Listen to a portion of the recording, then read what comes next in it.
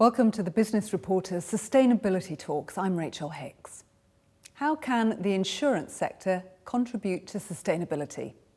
That's what we're talking about today with Ben Wilson from the Association of British Insurers, Ekoswehi Iehen from the Insurance Development Forum, Rebecca Clements from Lloyd's, Dermot Keogh from Flood Re, and Alex Bedford from Zurich Municipal.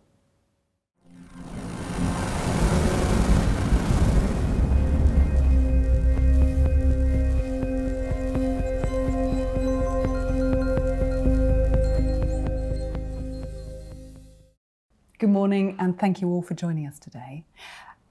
Let's start with talking about the role of insurance companies in increasing resilience in the face of climate change. Ekoswehi, how are they doing that? I think insurance companies play an especially important role in terms of their fundamental purpose, which is making available resources when you do have a disaster occurring and ensuring that that is available to support recovery. And that's a really important part in terms of when we think about resilience. But I think insurers also obviously are a repository of a significant amount of information. And when we think about climate change, we need information in order to allow us to be better risk managers.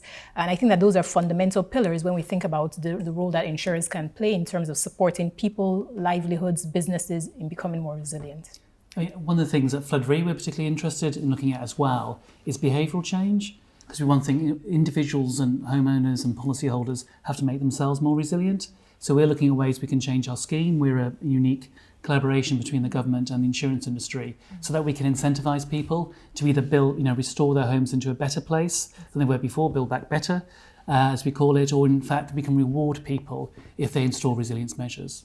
Climate change represents probably the biggest systemic risk that we have ever seen. And for Lloyd's, which has been around for about 300 years, we have a really unique view of nat cats and the way that they have developed over that time. And particularly looking at the last sort of 10 years, if we go back to 2017 and look at Hurricanes Harvey, Irma and Maria, collectively have been the costliest on record. What does that resilience actually look like when it comes to insurance companies, Ben? So I think there's sort of 3 or 4 really key roles. We're huge institutional investors in the UK alone. Our members hold 1.6 trillion in assets. So how we use and direct our capital, can be a huge part of the solution.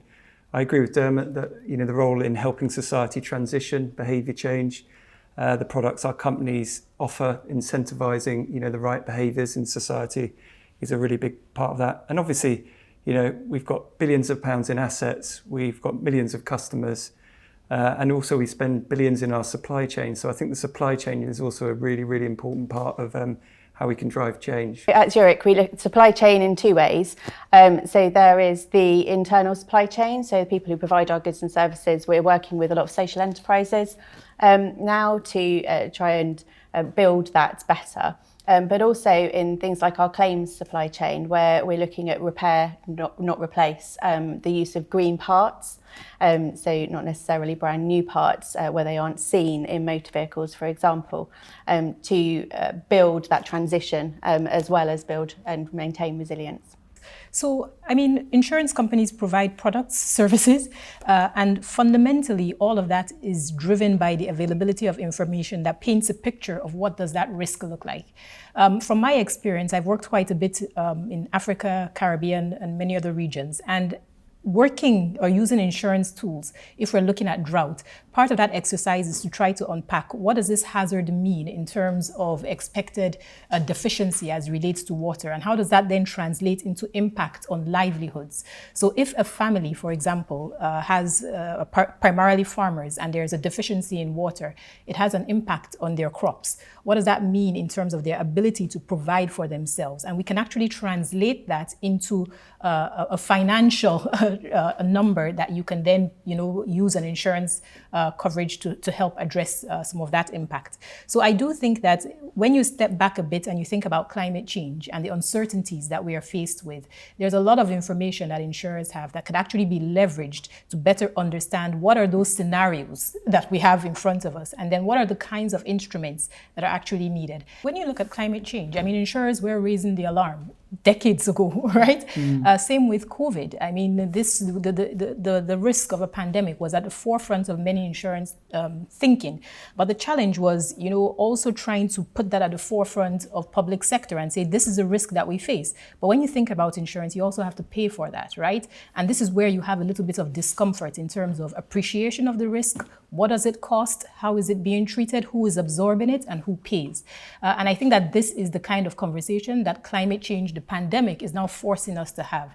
But I think it's also an opportunity, because fundamentally, I think it is about how are we thinking about the kinds of protection systems that our society needs in the face of climate and the big risks like COVID. I think globally, we're looking at 30 trillion in assets under management for the insurance industry. That is a huge amount of capital that can be directed towards greener investments. And I think there's another sort of basic point around just the economics of climate change at the moment. At the moment, the polluter doesn't really pay, and I think there is a big argument to sort of do more for kind of governments and regulators to sort of harness the profit motive, if you like, and really sort of look at where the kind of cost of carbon is coming from, and sort of look at the sort of pricing regime that sits around that, because at the moment there is quite a disconnect. There is, from our point of view, it's this balance of traditionally risk and reward, but now impact as well, so that your investments need to do well, but they also need to be seen to be doing good. That's becoming more and more important, both to us as business and to our customers on that side. The innovations that we're seeing, for example, around parametric insurance, it's quite exciting. With a parametric insurance, just for the audience, it's when you do a lot of the pre-assessment of the risk beforehand, so that when you know an event of a certain magnitude is approaching or is going to hit, you have a clear sense of the kind of funding that will be required to respond, and governments can place a contract based on that.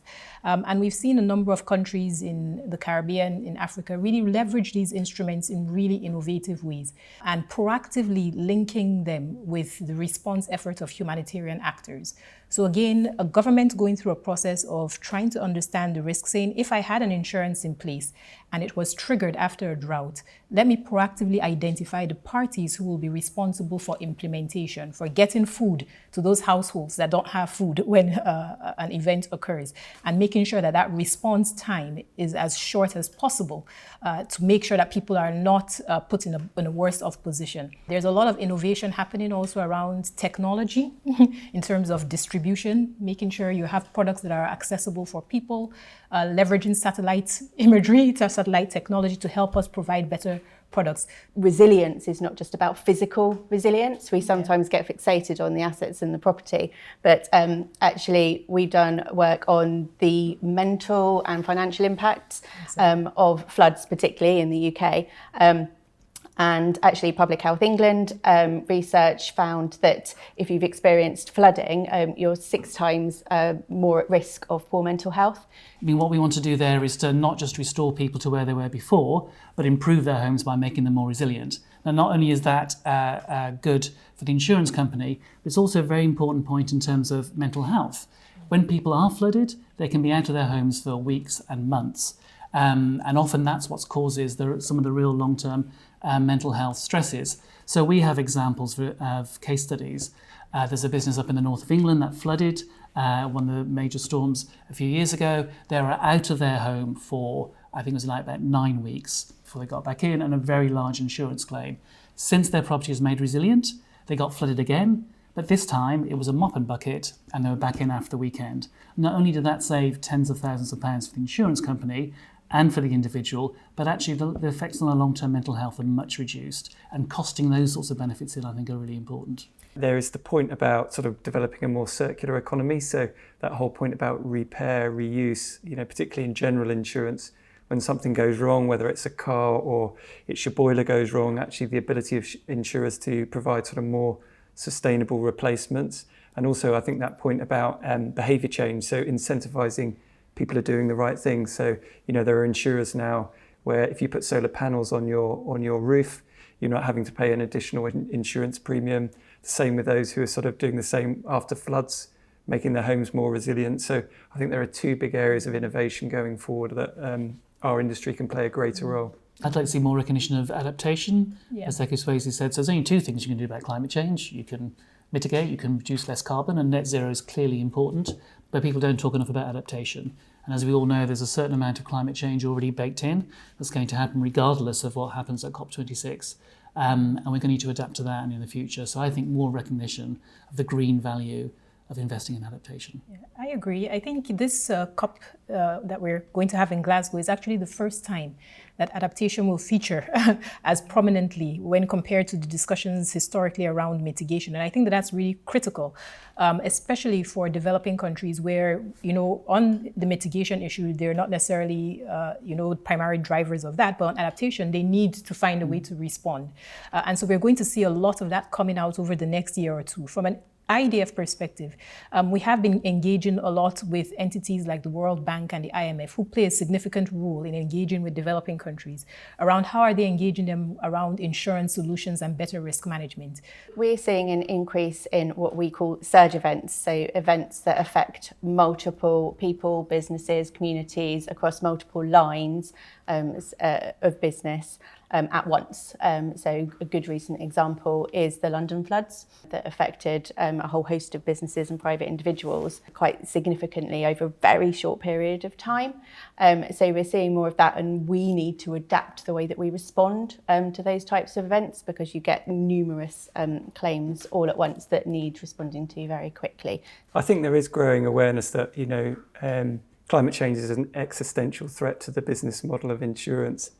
If you look at all the sort of science, it's not that insurers in the future won't be able to sort of price the risk. There'll just be so much risk in the system that actually nobody will be able to afford to buy our product. So of course it is about sort of saving the planet and doing the right thing. But I think there's also an acceptance in the industry that we, as you say, the need for us to play our part in sort of ensuring we maintain a well-functioning insurance system is both sort of good sense from a business perspective, essential from a business perspective, as well as meeting our sort of societal obligations too. We're becoming more external looking than we ever have been before, because the impact of all of this is felt in people and in communities.